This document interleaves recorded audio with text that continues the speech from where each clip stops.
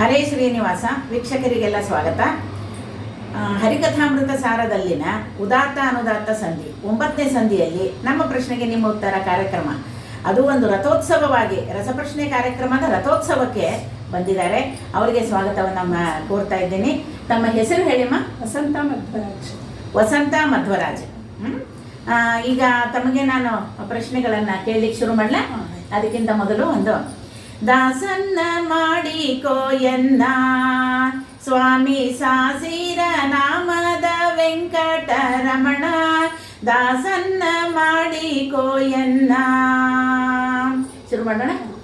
ನಮ್ಮ ಪ್ರಶ್ನೆಗೆ ನಿಮ್ಮ ಉತ್ತರ ಕಾರ್ಯಕ್ರಮಕ್ಕೆ ನಿಮಗೆ ಪ್ರಶ್ನೆಗಳನ್ನು ನಾನು ಕೇಳಲಿಕ್ಕೆ ಶುರು ಮಾಡ್ತಾ ಇದ್ದೀನಿ. ಸಪ್ತ ಸ್ವರಗಳನ್ನು ಹೆಸರಿಸಿರಿ. ಸಪ್ತ ಸ್ವರಗಳು. ಉದಾತ್ತ, ಅನುದಾತ್ತ, ಪ್ರಚಯ, ಸ್ವರಿತ, ಸಂಧಿ, ವಿಸರ್ಗ, ಬಿಂದು.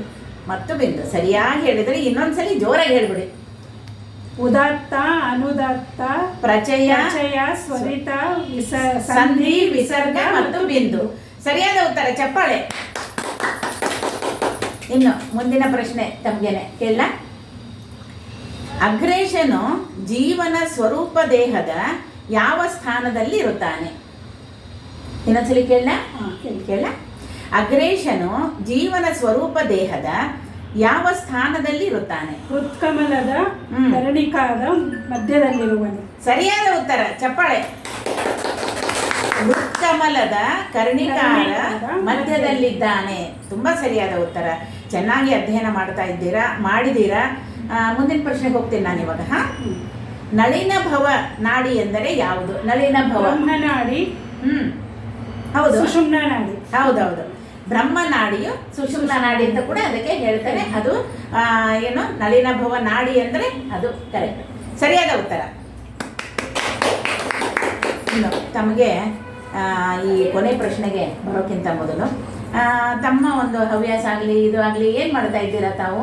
ಅಧ್ಯಯನ ಅಂತೂ ಚೆನ್ನಾಗಿ ಮಾಡ್ತಾ ಇದ್ದೀರಾ. ಹರಿಕಥಾಂಸಾರ ಮೊದಲಿಂದ ಮಾಡ್ತಾ ಇದ್ದೀರಾ? ಸ್ವಲ್ಪ ಮಾಡ್ತಾ ಓಕೆ ಓಕೆ.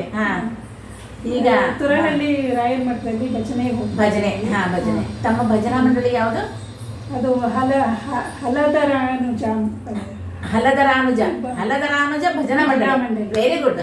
ಏನೋ ಒಂಥರ ಡಿಫ್ರೆಂಟ್ ಆಗಿದೆ, ಬಹಳ ಚೆನ್ನಾಗಿದೆ. ಜೋರಾಗಿ ಹೇಳ್ತಾ ಇರಿ, ಯಾಕೆಂದ್ರೆ ಅಲ್ಲಿ ಎಲ್ರಿಗೂ ಕೇಳಿಸ್ಬೇಕು ವೀಕ್ಷಕರಿಗಲ್ವಾ. ಅವರೆಲ್ಲ ನೋಡ್ತಾ ಇರ್ತಾರೆ, ಅವ್ರು ನಮ್ಮನ್ನ ಏನೋ ಫಾಲೋ ಮಾಡ್ತಾ ಇರ್ತಾರೆ, ಹಾಗೂ ಅವರು ಲೈಕ್ಸ್ ಕೊಡ್ತಾರೆ, ಇದು ಮಾಡ್ತಾರೆ, ಹೇಳ್ತಾರೆ. ಅದರಿಂದ ನಾವು ಚೆನ್ನಾಗಿ ಹೇಳಿದ್ರೆ ಒಳ್ಳೆ ಅವ್ರಿಗೆ ಸ್ಫೂರ್ತಿ ಬರುತ್ತೆ. ಓಕೆನಾ? ಈಗ ಕೊನೆ ಪ್ರಶ್ನೆಗೆ ನಾನು ಹೋಗ್ಲಾ? ಸ್ಥೂಲ ದೇಹಗತ ಸಪ್ತ ಧಾತುಗಳ ಅಂತರ್ಗತ ಅಭಿಮಾನಿ ದೇವತಾ ರೂಪಗಳು ಯಾವುವು? ಇನ್ನೊಂದ್ಸಲಿ ಕೇಳ. ಸ್ಥೂಲ ದೇಹಗತ ಸಪ್ತ ಸ್ಥೂಲ ದೇಹಗತ ಸಪ್ತ ಧಾತುಗಳ ಅಂತರ್ಗತ ಅಭಿಮಾನಿ ದೇವತಾ ರೂಪಗಳು ಯಾವುವು?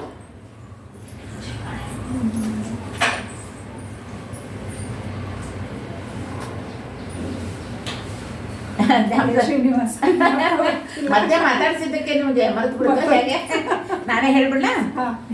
ಒಂದೊಂದು ಧಾತುಗಳೊಳಗೆ 7 ಒಟ್ಟಾರೆ 49 ಸಂಖ್ಯೆಯ ಮರುತ್ತುಗಳು ಇದ್ದಾರೆ ಅಂತ ಇಲ್ಲಿ ಹರಿಕಥಾಮೃತ ಸಾರದ ಕಾರರು ಕೊಟ್ಟಿದ್ದಾರೆ. ಏನಂದ್ರೆ ಹರಿಕಥಾಮೃತ ಸಾರ ಒಂದು ದೊಡ್ಡ ಒಂದು ತೇರಿದ್ದಂಗೆ ಅದು. ಆ ರಥೋತ್ಸವ ಆ ಒಂದು ಇದರಲ್ಲಿ ತಾವೆಲ್ಲ ಪಾಲ್ಗೊಳ್ತಾ ಬಂದಿದ್ದೀರಿ. ಅದರಿಂದ ಈ ಒಂದು ಕಾರ್ಯಕ್ರಮದಲ್ಲಿ ಭಾಗವಹಿಸಿ ಆಲ್ಮೋಸ್ಟ್ ಎಲ್ಲ ಪ್ರಶ್ನೆಗಳಿಗೆ ಸರಿಯಾದ ಉತ್ತರವನ್ನು ಹೇಳಿದಿರಿ.